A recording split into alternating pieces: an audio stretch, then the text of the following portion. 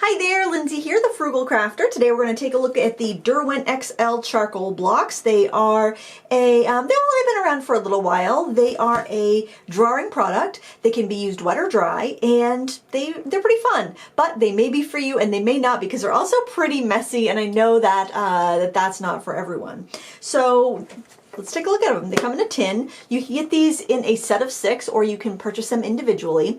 And they retail for $42 for the set of 6. However, guys, don't pay $42 because Blick has them on sale for $21 right now, at least at the day I'm recording this, but that they cycle in and out of sale all the time. So if you're interested in these and you see this review and you want to buy them and you see they're $42, if you can wait a week or two, just keep checking back because they seem to go on sale 50% off quite often on Blick, and I think on Jerry's Artorama too. They usually full price on Amazon, so just shop around if you're in America. So as you can see, they're pretty big. They're about 2.5 inches by 3/4 inch square. So you get a lot of product there. They are very soft, so you might, if you're doing a ton of drawing, you might use them up quickly. I'm not sure. I've barely made a dent here. These would be best for larger papers and larger works. Like I felt sketching in this 9x12 sketchbook that I wished I had more space, because even getting in with the corners, I really couldn't get the detail that I wanted to at this size. If I was working bigger, I think I would enjoy it more. However, you could use these with your pastel or charcoal pencils, or even like vine charcoal if you wanted a finer point. That way you wouldn't have to like break these up or try to, sharpen a corner or something like that and waste the product. At least that would be my recommendation. They have a foam insert that kind of keeps them from touching each other and getting the other ones too dirty, but I'm telling you, man, you are going to be getting them all smudgy and dirty, and I really, honestly, if staying clean when you're working is a top priority for you, this is not the product for you. These are messy, I love them, they're fun. So here is a sketch that I did with the pastels, maybe 10 minutes or so, give or take. You'll work pretty quickly with these because there's only so much you can do before you clog up the tooth because they're such a soft product. Here I swatched, like I used a brush and I picked them up from the block, kind of like this, just used it like a paintbrush kind of. I can do it on the paper. This is just thin drawing paper. It's not meant for paint, but I'm just using a little bit of water. These are going to feel pretty thirsty to you. Like it seems to really soak up the water really quickly. So I don't know if you'd be able to really pull out a big wash if you wanted to do like a big wash of charcoal. I think your best bet would be to kind of sketch on with it and then dilute it. The benefit of using the water though is it kind of locks it down. It will kind of lock it down to the paper. And then dry, I did swatch these dry here. I'll swatch them. You can get quite a bit more color using them dry. They are very smudgy. You can break the blocks, like if you want to get an irregular edge, or you just want to like work on the side of it and you want a custom size. However, you have 3/4 inch right there. So, I mean, I think I would try to keep them more together just because you've got a really wide side, then you've got a, 3/4 inch. But that's up to you. It's your life. You do what you want to do. As always. And as you can see, my fingers are already pretty dirty. I keep a wet rag just like draped over my trash can, and I keep my trash can right next to me so I can tip off the dust into the trash can. If you have any respiratory issues, if you sneeze with dust really easily, these are not for you. This is a very dusty material, and maybe there's some fancy ventilation systems that you could use to keep the dust out. I don't know, I don't have one of those, so I'm just saying, just kind of from my regular painting at my house experience. Now let's see about layering. Now that does want to mix into what I have underneath. Yeah, because like, look, you can easily just mix all that up. So there's nothing really binding this. When you add water, it does keep the dust down and it does make it a little less smudgeable, but there's nothing that's really binding it to the paper. So if you're going to use this in a sketchbook, you'll want to spray it either with a fixative, or if it's a sketchbook you don't care too much about, you could use aerosol hairspray. My recommendation is get the cheapest hairspray you can find, because then it won't carry the oils and the silicones and stuff in it that the higher quality hairsprays have, and it will actually be a little bit closer to fixative. So there's my cheap tip for you. Or Or you could just buy some, like I usually just use Krylon Workable. I think that's pretty affordable as far as fixatives go, and you can work on top of it if you decide you want to alter it. So there's my little seal. Hopefully you can tell that was a seal and not just a crazy face sticking out of the thing. I was doing some sketching last year, and I had a bunch of just like sketches that I kind of abandoned and went to the next page. So I just decided to go do some shading and highlighting and see how that went. Let me see. Gotta find a plain paper that I can use. Oh, I can use this one right here. So sometimes when I'm doing a sketch and I just could tell it's not going, I'll just flip and I'll start a new one. So that's kind of what I had there. But I thought we could draw like a horse or something together, and you can kind of see them in action. Like I said, it's a pretty simple product. $3.50 a piece.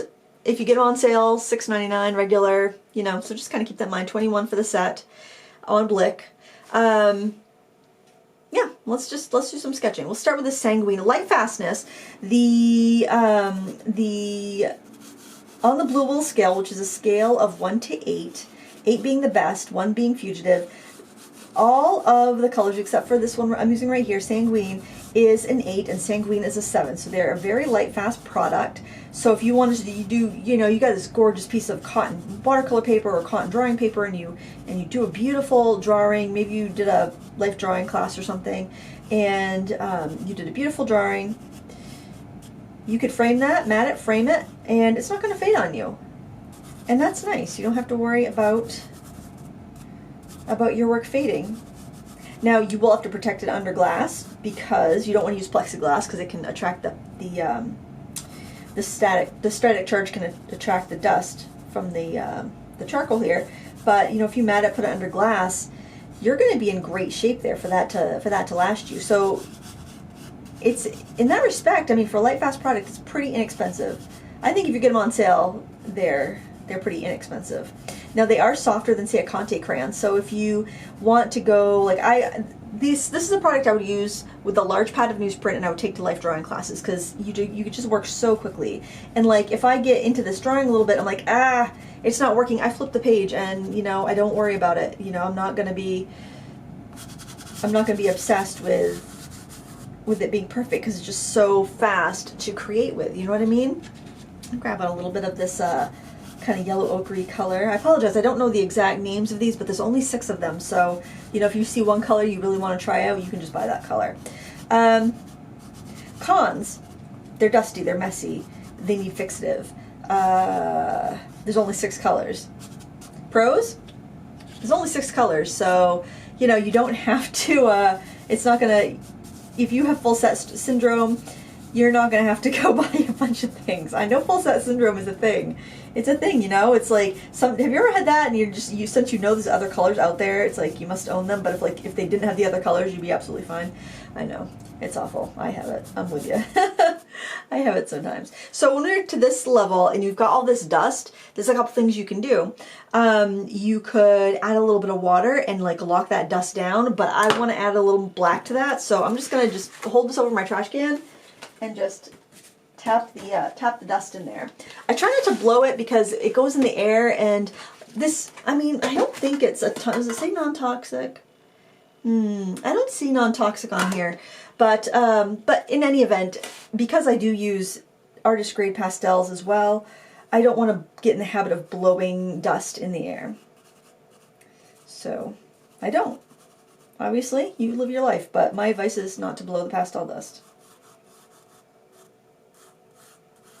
Yeah, a little bit of the tail we can see kind of over there. I love how you can just suggest. I think that's what I really like about sketching and using pastels. Like the artwork I've created with this, it's nothing to write home about, but the fact that I've had so much fun playing with these. Now, how unique of a product is this? Well, I gotta say, it's charcoal. And if you have compressed charcoal sticks, if you have like pastels, and you've got a good selection of like these darker colors, you're probably not going to find them to be all that new and unusual and different. The size is kind of different. If you've been looking for something to kind of break you out of a rut, that can really be helpful. You get quite a bit of product here. If you're feeling like you're too tight in your drawing and want something to loosen you up, I think this could definitely be helpful. But you know, it's not really, it's not, you know, if you have chalk pastels, you probably already have something similar in your stash that you can do all this with. So I just want to say that too, because I don't want you to buy the same thing twice if you already have something that's gonna do the trick.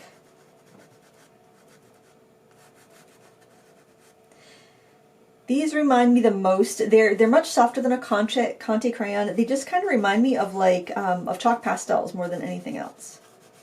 These big, hunkin', I don't know what you call them, you know, I don't know if this is a Clydesdale, they've got the really furry legs.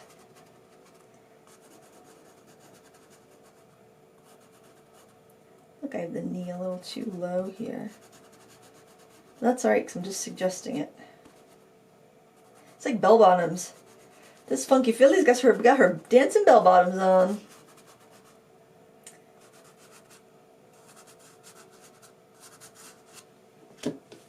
They're fun. They're just really fun to work with. We'll do a little bit of water on there too. We can lock some of this down with the water. I'll show you that technique. So I wish it was kind of a richer brown, because all these colors do feel a little bit desaturated. No, they are desaturated, but even, you know, because they're browns and stuff, but like I would love like a rich chestnut brown or an auburn, or, you know, some of those more colorful neutrals. But yeah, I guess it's just what, you know, up to what you want. I like them. I like them. I think they're fun, and I think they're quite a freeing product to play with.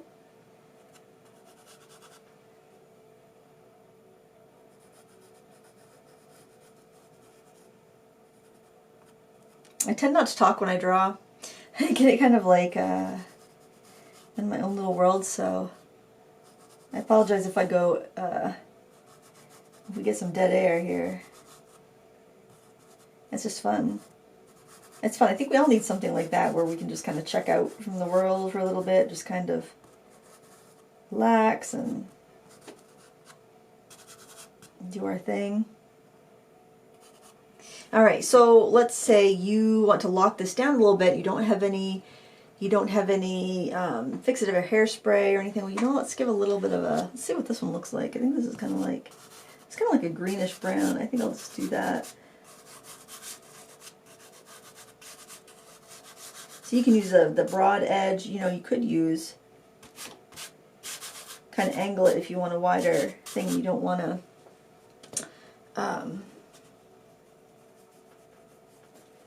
you don't want to break it, but you do want a little bit wider than what you have on the edge. This is going to feel real dry, like I mentioned. Like if you go to pick up color right from the block, it has a very dry feeling. I don't think I like that on the ground so much, but it's done. I'm not going to worry about this. Quick drawing. See, guys, it's a quick drawing. You don't have to worry about it, you know. You turn the page. Heck, you can even tear it out if it bothers you that badly.